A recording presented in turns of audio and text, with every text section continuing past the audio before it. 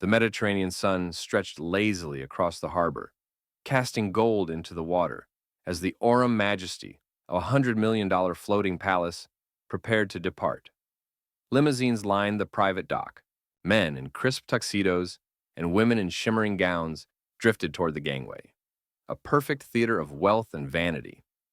And then, walking quietly down the pier, came a man who didn't fit the scene. No limousine, no bodyguards, no designer sunglasses. Just a plain black hoodie, worn jeans, and a faded satchel slung across his back. His name? Ibrahim Traoré. But here, no one recognized the president of Burkina Faso.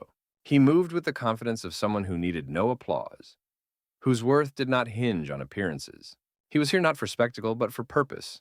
The luxury voyage promised a charity auction to fund medical projects in Africa, something he cared about far more than velvet ropes and VIP lists. At the check-in station, a young woman wearing a pearl brooch glanced up, her smile tightening when she saw him.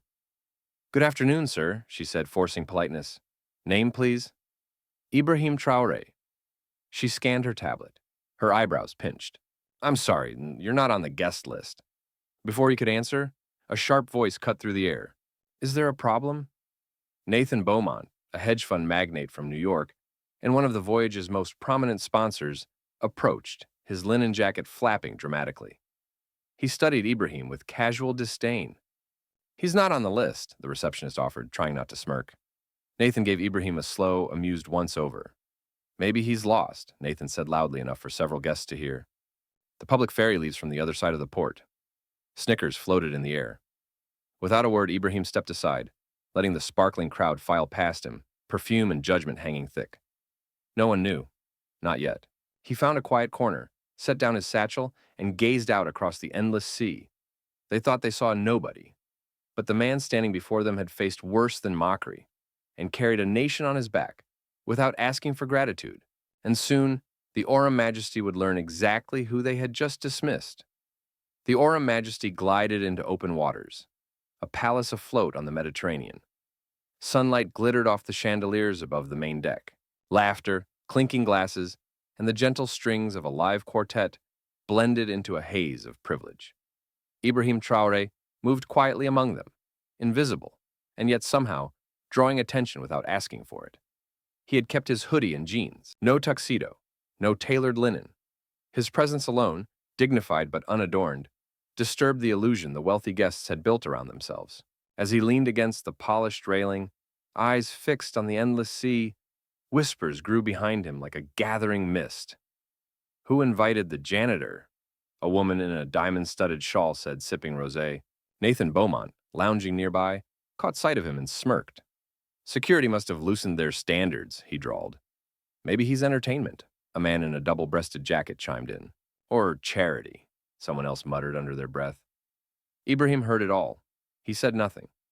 The strength of a leader is not how loud he can shout, but how much he can endure without lowering himself to the mud thrown at his feet. Later, at the Sunset Lounge, the humiliation grew bolder. As he entered the panoramic hall, drawn by the open view of sea and sky, Ibrahim felt the atmosphere sharpen. The music softened. Eyes turned. Laughter curdled into smirks. Nathan rose dramatically from a velvet booth and, in full view of half the deck, sauntered over to intercept him. "You're persistent, aren't you?" Nathan said, his voice dripping with mockery. "Now, most people know when they're out of place." Ibrahim gave a small nod. "Perhaps it is the place that's mistaken." The reply, quiet and razor-sharp, cut through the polished air. Nathan's smirk flickered, then hardened. "I don't know what game you're playing," he said louder now, drawing more attention. "But this ship is reserved for leaders, for those who've earned their place." Ibrahim raised an eyebrow, not in anger, but almost pity. "And you," he said, voice steady, "believe a title grants you dignity." A ripple ran through the crowd. Some glanced away, some watched, eyes wide. Nathan stepped closer, voice lowering into something darker. "Men like you should remember where the kitchen is." It wasn't an insult. It was a confession of a worldview trapped in arrogance and fear. One of the waiters, a young Burkina man working the cruise on a scholarship program, stiffened nearby, his tray trembling. Ibrahim caught his eye, gave him the smallest nod of reassurance. It was enough to steady him. Nathan wasn't done. Emboldened by the crowd's silence, he took another step forward, his voice raised just enough. Tell you what, if you want, maybe we'll let you help clean after tonight's gala. A broom would suit you better than that sweatshirt. Some laughter, nervous and brittle, broke from the crowd. Ibrahim stood still, a stone in a river of ugliness. And then, quietly, he spoke. Mock a man's clothes if you must. Mock a man's silence if it eases your fear. But mock respect, and you reveal the poverty that no wealth can cover. Nathan blinked, caught off guard by the calmness, the depth behind the simple words. For a moment, the polished floor beneath his feet seemed less steady. For a moment, the music faltered again. But before anyone could react further, the ship's loudspeakers chimed, "Ladies and gentlemen, please prepare for the captain's formal gala. Black tie attire required." The announcement broke the tension like a snapped thread. Nathan smirked, clapping Ibrahim on the shoulder a little too hard. "Maybe you'll find a mop and tuxedo before then," he said. He turned away, victorious in his own mind. But Ibrahim remained still, his eyes not on Nathan, not on the opulence around him, but on the ocean, where the horizon split sky from water, truth from illusion. Inside the gala hall, the final humiliation awaited. Only this time, it would not be Ibrahim who was humiliated. It would be everyone else. And they had no idea that history had just boarded their ship. The Oram Majesty's grand ballroom glittered like a crystal cathedral. Hundreds of guests, wrapped in black tie finery and drenched in ego, sipped champagne beneath chandeliers that cost more than villages. Strings played Vivaldi, laughter bounced off marble walls. Every movement was measured, curated, like mannequins pretending to be gods. At the entrance, Ibrahim Traoré stood quietly, still in his black hoodie, still in his worn jeans, still unnoticed, until he wasn't. Nathan Beaumont spotted him instantly. He seized the moment the way vultures seize weakness. Striding toward the entrance, he lifted a hand dramatically, as though halting an intruder in a royal court. "Security!" Nathan called out, his voice slicing the music like a blade. Heads turned, whispers rippled. The quartet faltered to an awkward stop. A uniformed officer approached, uncertain. Nathan pointed straight at Ibrahim, a theatrical gesture that drew dozens of gazes. "I believe this man is lost," Nathan said, smirking. "This is a private function, not a charity event. Unless he's here to clean up after dinner." Some guests chuckled, others winced. The air tightened. The security officer hesitated, eyes darting between Ibrahim's steady gaze and Nathan's entitled command. Ibrahim simply said calmly, "I'm exactly where I intend to be." The officer shifted uncomfortably. Protocol gnawed at him. This man didn't move like a trespasser. He stood like a monument. Still, the pressure was enormous. Nathan pressed harder, louder. "If we let one stray onto this floor, what's next? Shall we open the captain's table to janitors? Maybe the stowaways too?" Polite laughter, uneasy glances. The older guests laughed. The younger ones, the ones who had felt the sting of exclusion before, stayed silent. The captain himself entered from a side door, drawn by the commotion. Nathan turned, raising his glass as if leading a toast. "To standards," he said smugly, "and may we never lose them." A few clinked their glasses in hollow agreement. The captain frowned deeply, but said nothing yet. He scanned Ibrahim's face and saw something that Nathan never could. Calmness. Weight. Authority earned, not bought. Ibrahim didn't speak immediately. He let the silence do its work, let it stretch until it became unbearable. Then, stepping forward, one step, no more, he said, "The tragedy here isn't the clothes you wear or the money you flaunt. The tragedy is the smallness of the hearts beneath all that shine." Another ripple ran through the ballroom. A woman gasped softly. A man set his champagne down a little too hard. Nathan sneered, recovering quickly.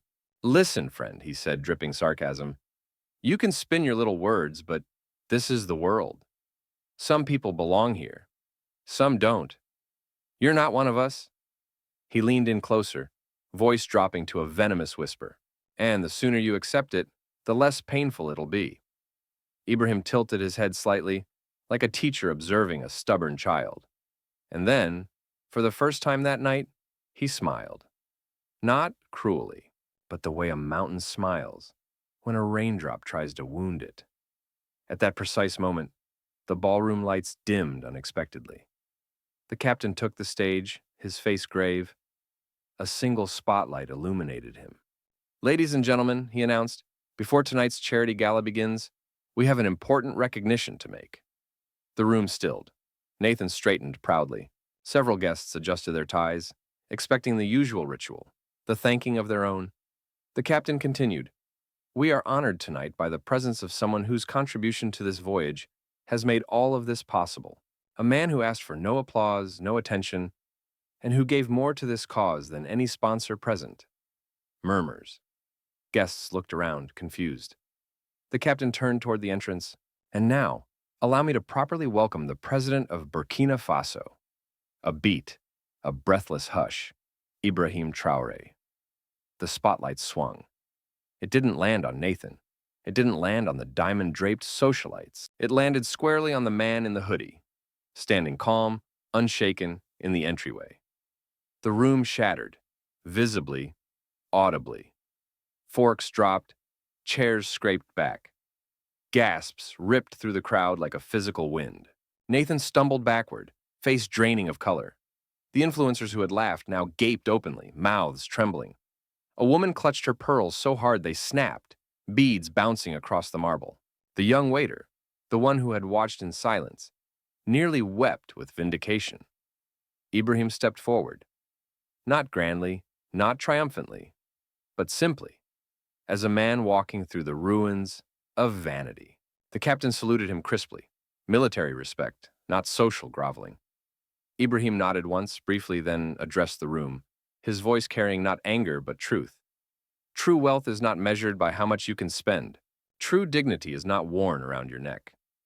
And true leadership," he said, scanning the room, locking eyes with Nathan last, "is measured only by how you treat those you believe cannot repay you."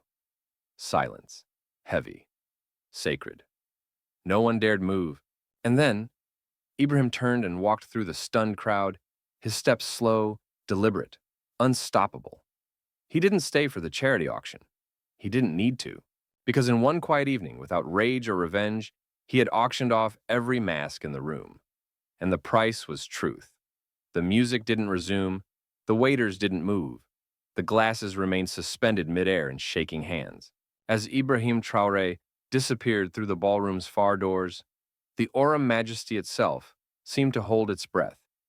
A ship adrift, not on water, but on shame. No orders were given. No speeches salvaged the evening. No one even dared to raise a toast. Instead, the silence expanded, pressing against every crystal glass, every polished shoe, every diamond necklace. The elite, the invincible, the untouchable, suddenly found themselves naked beneath the crushing weight of their own arrogance. Nathan Beaumont stood at the center of it all, frozen. The blood drained from his face, his wineglass trembling slightly in his hand.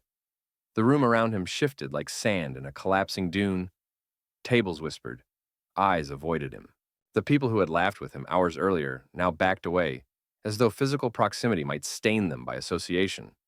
The woman in the silver gown who had once touched his arm leaned sharply away. The business tycoon who had toasted him earlier now busied himself with imaginary phone calls. Nathan looked to the captain, but found only cold, professional distance. No one would save him. No one could. Out on the open-air promenade, Ibrahim Traoré stood quietly against the ship's rail. The ocean stretched endless before him, vast, calm, unmoved by human cruelty. The young Burkinabe waiter who had watched everything unfold approached hesitantly, his heart hammering against his ribs. "Mr. President," he whispered, voice raw. Ibrahim turned, smiling gently. "You don't need to call me that here," he said. The boy swallowed hard, nerves threatening to choke him. "I just wanted to say thank you," he managed, "for standing tall, for not becoming like them." Ibrahim nodded, looking out across the water again. "It is not dignity when it depends on others seeing it," he said quietly. "It is only dignity when you carry it even when no one else sees." The boy blinked, realizing he wasn't just being spoken to. He was being taught. And in that moment, a generation changed. Back in the ballroom, Nathan collapsed into a velvet chair, running a shaking hand through his hair. He barely noticed the ship's events manager approach. She placed a small, folded note beside his untouched plate. Wordlessly, she turned and walked away, the kind of retreat reserved for something too broken to fix. Nathan hesitated. Then he unfolded the note with trembling fingers. In clean, elegant handwriting, it read, "Power that demands recognition is insecurity wearing a crown. True power needs no audience, no signature, none needed." Nathan crumpled the paper in his fist. But the message burned hotter than any spotlight ever had. He wasn't the king of this world. He was its cautionary tale. As the hours wore on, the Oram Majesty grew quieter. Fewer parties, fewer drinks, fewer laughs. The grand halls echoed hollowly with the absence of self-assurance. Some guests made quick excuses, retreating to their cabins. Others stayed frozen at their tables, wrestling silently with guilt they could no longer package in gold and silk. The charity auction, meant to be the crown jewel of the voyage, raised only half of what had been expected. The captain announced this without looking at Nathan. He didn't need to. Everyone knew why. From his small suite overlooking the rear deck, Ibrahim Traoré watched the Mediterranean stars wheel slowly overhead. No interviews, no dramatic declarations, no revenge, just truth, revealed in silence, stamped into memory, as permanent as the ocean itself. Because Ibrahim had not come to the Oram Majesty to be celebrated. He had come to be invisible. And in doing so, he made the whole world see itself, not through the glitter of diamonds, but through the mirror of dignity. By morning, the Oram Majesty looked the same, white hull gleaming in the sun, waves lapping gently against the sides, crew moving crisply through their routines. But everything beneath the surface had changed. The opulence was still there, but it rang hollow like laughter after the joke has already curdled.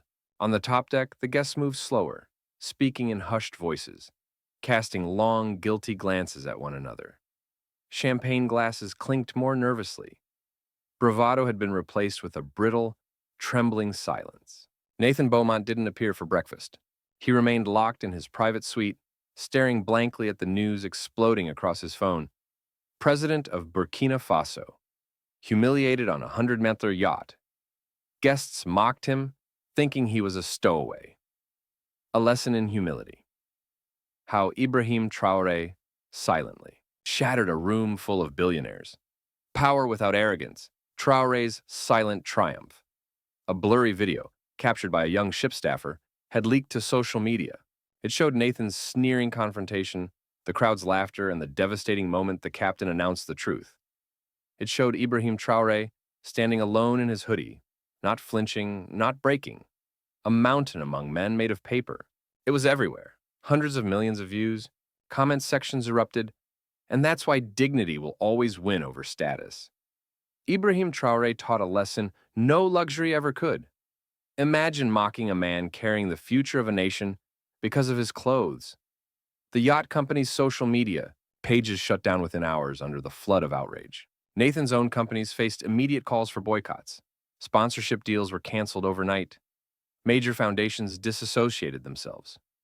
By noon, Nathan Beaumont's name was radioactive. And yet, in the midst of the storm, Ibrahim remained silent. He gave no interviews. He posted no statements. He issued no demands. He simply disembarked at the next port without fanfare, carrying only his satchel, the same one he had brought aboard. As he walked down the pier toward a waiting black SUV, discreet, unmarked, a small cluster of crew members stood at attention nearby. Not because they were ordered to, but because they wanted to. The young waiter from the night before approached him nervously. "Monsieur le Président," he said, voice thick with emotion, "will you ever tell your side?" Ibrahim smiled gently. "There is no need," he said. "The world already saw the truth." He paused, placing a hand lightly on the young man's shoulder. "Remember," he added softly, "it's not what you wear that reveals your worth. It's how you carry your silence when others shout." The boy stood straighter. Something inside him forever changed. In Ouagadougou, when Ibrahim returned home, the airport was packed.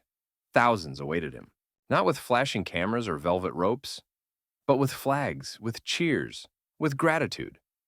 He walked through them the same way he had walked through the luxury crowd days earlier. Calm, grounded, unshaken. Children lifted cardboard signs. Dignity over diamonds. Our president, our pride. In the heart of Africa, the story had already evolved beyond scandal.